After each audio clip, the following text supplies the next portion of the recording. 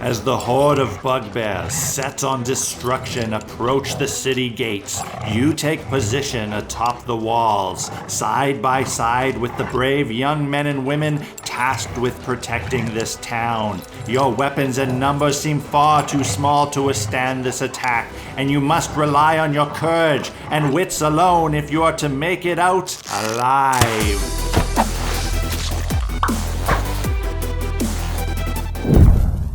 What's up, guys? Welcome back to another episode of Blackmagic Craft. Some of you have already jumped on the Dungeon Stackers bandwagon, and some of you maybe haven't yet. And if you happen to have missed that episode, check it out up over somewhere over there. Dungeon Stackers are one of the, if not the most versatile bit of terrain that you can build and use as a crafting DM. They are so versatile that people online continue to come up with unique and original ways to use them. And in fact, some people have even started making their own unique add-ons to their set. Recently, Paul Schultz, a longtime Patreon supporter and crafting extraordinaire, posted in the Blackmagic Craft Fellowship some battlement add-ons that he made to turn his stackers into fortress and castle walls, and they blew my mind. They were so impressive that I stopped everything I was doing and built my own set. When he made his, he used XPS insulation foam milled down to the most appropriate thickness, but I wanted to do my build in the most approachable, universal way possible, so I built mine simply using Dollar Tree foam core. That's the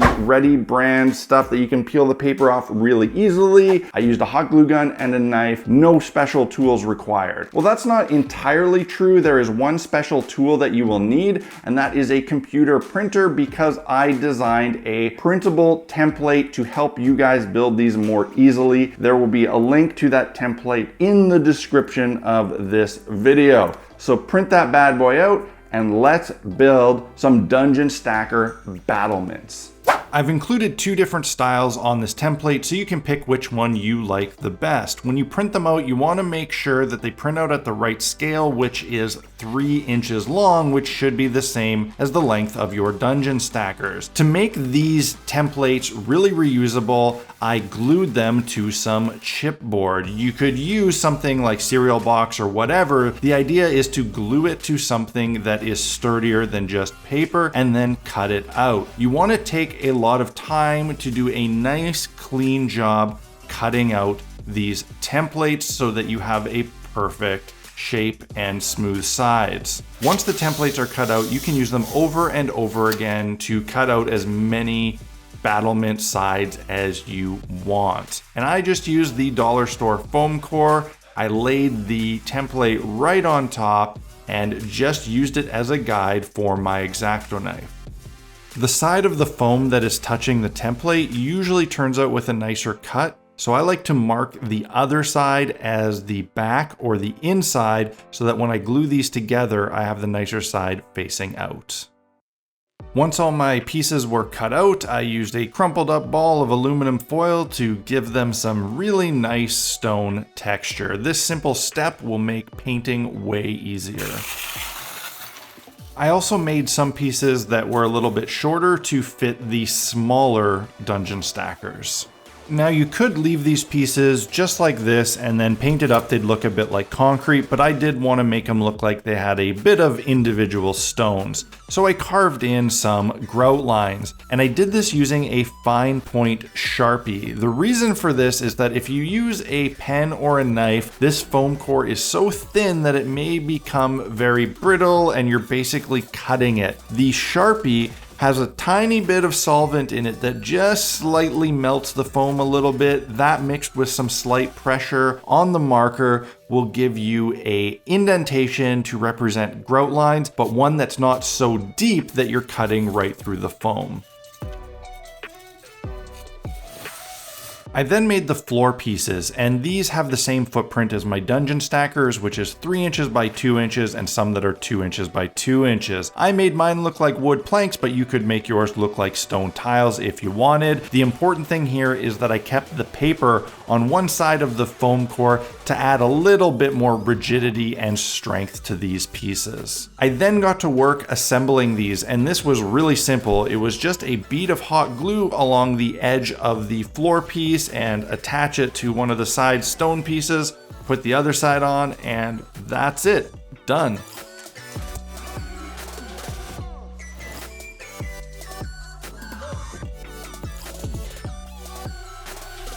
There are some projects, big chunkier foam projects, where you can get away with not doing the Mod Podge step. This isn't one of them. Because this foam core is so thin and I've kind of compromised its strength by doing all that pen work, it's very important to coat it with Mod Podge or at least some sort of glue to make it harder and sturdier.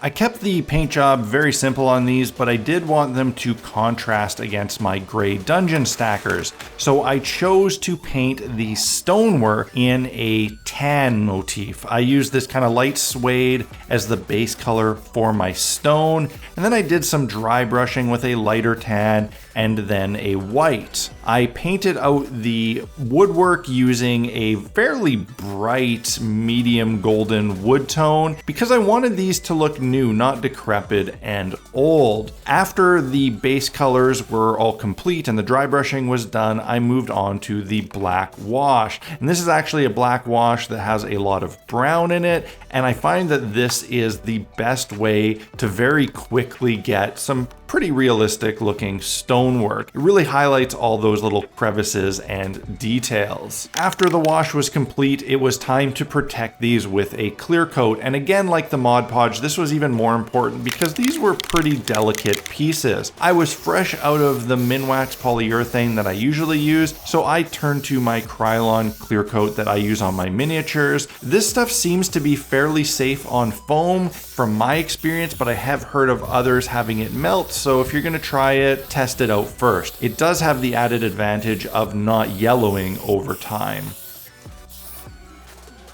I think these are a brilliant add-on to a set of dungeon stackers, and more than anything else, they really excite me for the idea of more add-ons and what else can we, the community, do with these dungeon stackers. Thanks again, Paul, for the inspiration for this. If you guys need to download the template, the link will be in the video description. If you need to pick up any tools or supplies to complete this build, head on over to blackmagicraft.ca. There I have my essential equipment store with all of the things that I use and recommend, and purchasing through those links helps fund these videos. The other way you can fund these videos, if you want to help me continue making them for the community, is by supporting Blackmagic Craft on Patreon. That support is the #1 reason I am able to make these videos each and every week for the community, and I'd love to have you as the newest member of the Blackmagic Craft Fellowship.